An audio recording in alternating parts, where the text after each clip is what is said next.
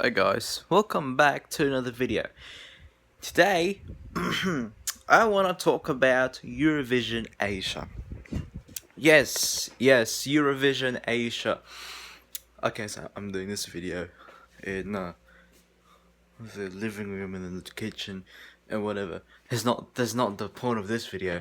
I want to talk about Eurovision Asia. So, what is Eurovision Asia? By the name suggests, it's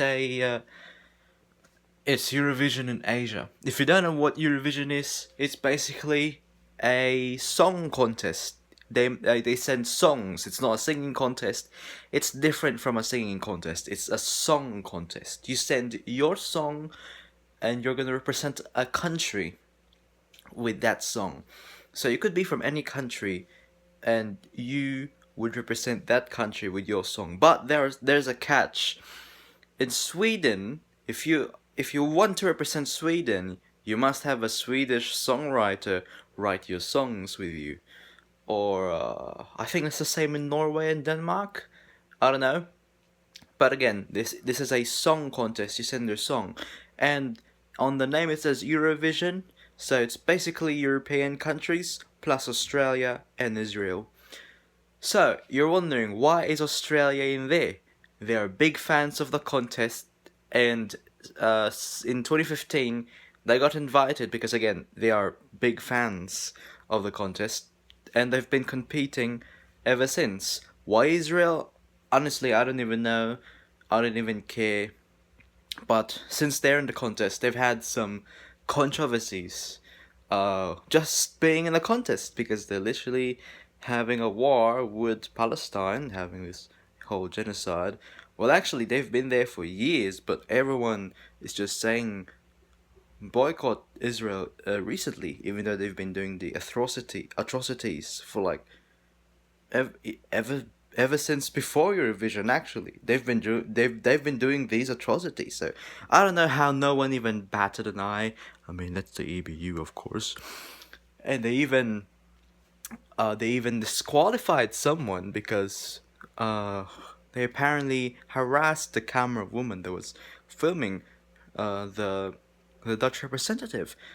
But the problem was they had no permission to film him.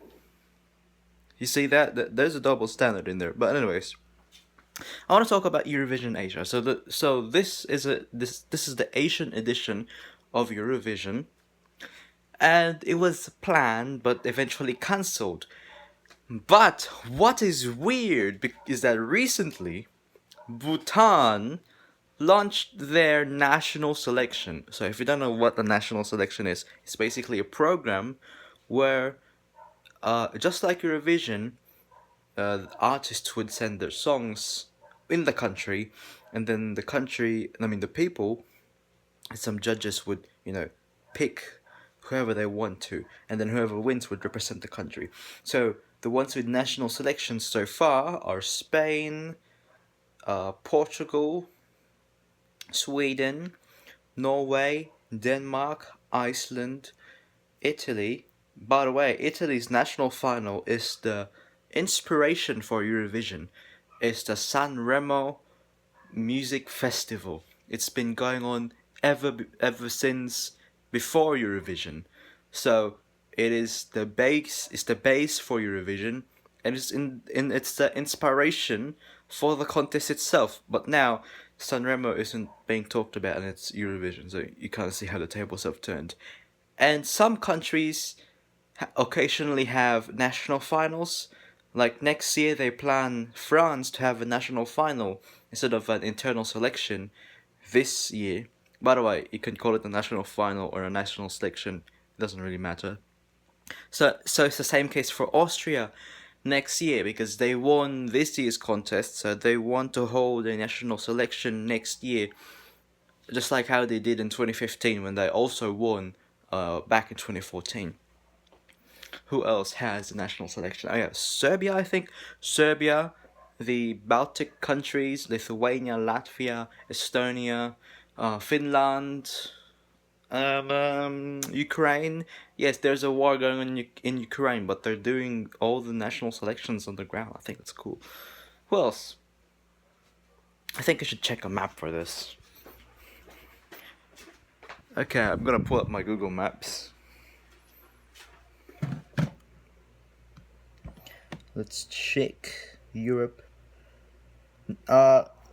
Australia used to have a national selection, but they cancelled it in 2022. Yeah, Germany, they have a national selection. So does Belgium, but Belgium, knowing that they speak three languages, well, the most dominant ones are Dutch and French. So every year, the Dutch counterpart, the Dutch broadcaster, the Dutch speaking broadcaster in Belgium, would be representing Belgium, but they wouldn't hold a national selection. But I think this next year is the French speaking broadcaster of Belgium, and they're representing Belgium next year. Oh, I mixed it up. No. The Dutch speaking broadcaster has a national selection, unlike the French speaking one. Luxembourg, they have a national selection, which is the Luxembourg Song Contest. It's been going on since last year, by the way, and they just returned last year, and it's like they've been doing this for years. Switzerland, they don't have one. Malta, they have one. Greece has one. I don't know if it's gonna be going on for years, but I feel like they just have it for this year. Albania has one. It's like Sanremo, but not really Sanremo. Who else? Croatia, Slovenia. Yeah, those are the countries with the national selections, and all the others internal selections. Oh yeah, by the way, Moldova. Oh, let's not forget about Moldova. They got one of the most wackiest national selections ever, and I feel like the Bhutanese national selection that just happened is very much like Moldova. It's Moldova coded. I said it's Moldova coded. Poland doesn't have. Okay, they did have one this year. Yeah, they did have one this year. They occasionally have national selections. Last year they didn't have one. This year they did. Maybe next year they don't have one. Hungary, they're not in the contest right now, but their national selection, which was for Eurovision, it's still ongoing for some reason. Czechia, they don't have one. But yeah, those are the countries with national selections in Eurovision. And Eurovision Asia is ongoing, and like I said, Bhutan has a national selection going on right now. And what's interesting is that the EBU has never confirmed that this contest, Eurovision Asia, is actually happening. They have never confirmed this. But a lot of things have been popping out about Eurovision Asia actually happening, because in Vietnam they have a scheduled program. I think it's the national selection as well, Eurovision Asia, for 31st of August. And I think that will choose, obviously they will choose the artist because it's their national selection. And Filipino Euro fans, we call Euro fans, we call them Euro fans because the Eurovision. And Filipino Euro fans apparently have said, these are inside sources by the way, they said that ABS-CBN will be involved in this, but we don't have any official stuff yet. So, we don't have any official confirmation. We don't know if it's actually happening or it's not happening. I have no idea what's happening, but I'm just all for it. I'm all for it. I don't care. But if it's actually happening, let's go. But if it's not happening, then I expect it for nothing. So I feel like it really should happen because I'm expecting for this. I've wanted something like this. Hopefully it isn't as expensive as the main contest. And I've already, in my head, I've already sorted out the counterparts of the countries in, the original Eurovision to Eurovision Asia. So if these countries were to compete in the contest, they would be like those countries in the main Eurovision itself. So I went South Korea, if they competed, they would be like Sweden. They'd be winning a lot. And Sweden has won in the past, like, decades. They've won like 8 times. And if we were to compete, the Philippines, we would be like Ireland. Ireland also won a lot. 8 times. Yes, they've won 8 times. No, they've won 7 times. Sweden won 8 times. So there's a competition there. Singapore.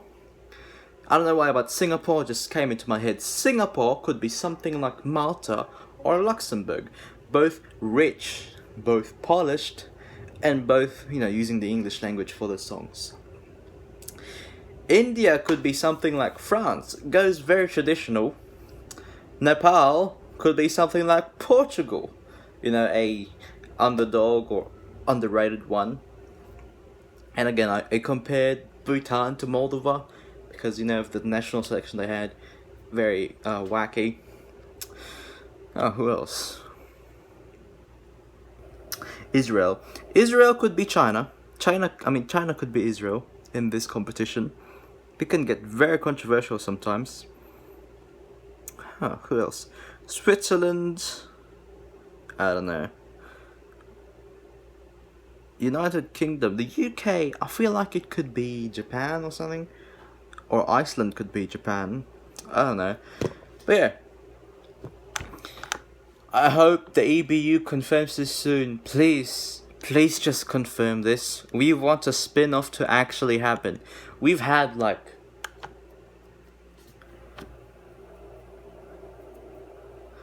a lot of spin-offs that failed, EBU. We've had a lot of spin-offs that failed miserably. And this is our only hope. I don't think Eurovision Latin America is even happening. You said that it will happen in October, but I don't think it's happening. It's gonna be September soon. So tell me now, is it happening or not? Because if it's not happening, then I'm gonna rely on Eurovision Asia to actually happen. So yeah. That's the video for now, I think. And if there's anything that happens, I will update all of you guys. I'm gonna be looking forward to this so much. Right? This is history in the making, This is history in the making. We're gonna be part of something. We're gonna show to everyone that I think we've proved that before. That we have great singers in this country. Everyone sings karaoke. Everyone could compete in Eurovision Asia. I feel like we would be Ireland. Or Sweden itself. Who knows? Anyways, I'll see you in the next one. I'm gonna keep watching my TV, okay? Bye-bye.